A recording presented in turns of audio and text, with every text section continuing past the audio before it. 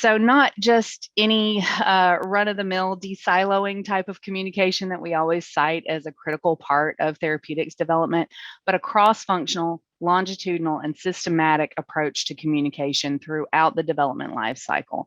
That's really what I'm talking about here. Eliciting feedback, information, data expectations, and priorities from all of what I'm going to call the end users of a new therapy.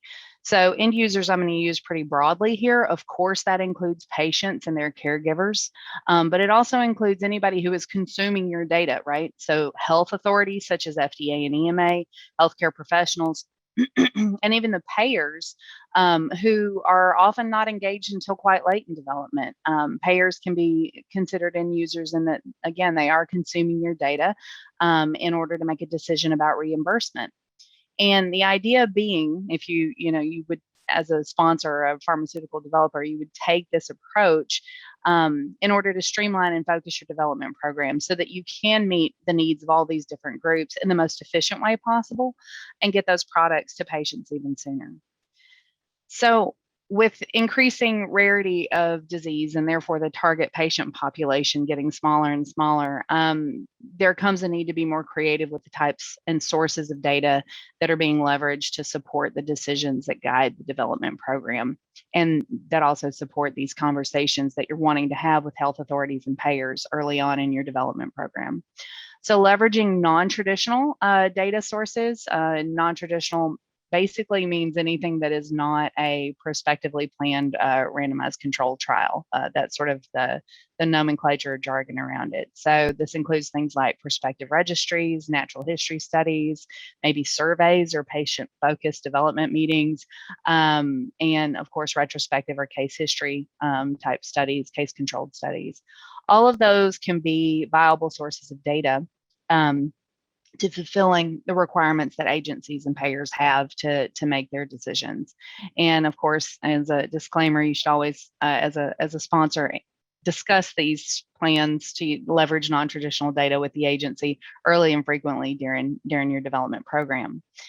And so speaking of the agencies and, getting approval is the end goal here, I'd like to note that gene and cell therapies should and can leverage the existing approval mechanisms that are already available to any new therapeutic that represents a substantial improvement over existing treatments. And those designations everyone has heard of, such as Fast Track and Breakthrough and RMAT in the US and Prime in the EU. There are more. That's just a sampling. But one of the benefits of getting any of these designations actually is increased frequency of communication with FDA or EMA. And of course, that supports this strategy of cross-functional and longitudinal communication that I'm talking about here. And so while we're on the topic of meetings and talking to the agency via meetings, in addition to the standard ones that occur at checkpoints throughout drug development for any product, such as a pre-IND meeting or an into phase 2 meeting, there are 2 additional meetings that can be quite useful to gene and cell therapy developers, and that's the Interact meeting and the CAP meeting. The Interact meeting is sort of a pre-IND meeting, so it happens pretty early in the non-clinical or preclinical phase of development.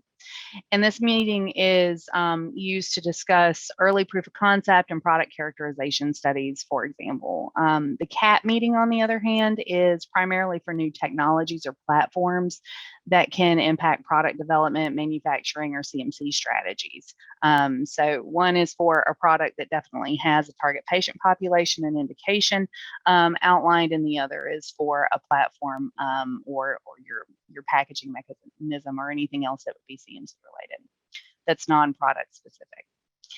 And the kinds of questions that can be discussed with the agency at some of these meetings, not just the Interact and CAP, but the pre-IND and into phase 2, et cetera, are listed there on the right-hand side of the slide. And those include things like, particularly early in development, are my proposed surrogate endpoints appropriate? If you're going for an accelerated approval, or is our plan to overcome some kind of specific hurdle, either in manufacturing or clinical study design, are those acceptable and appropriate? And to illustrate some of these topics,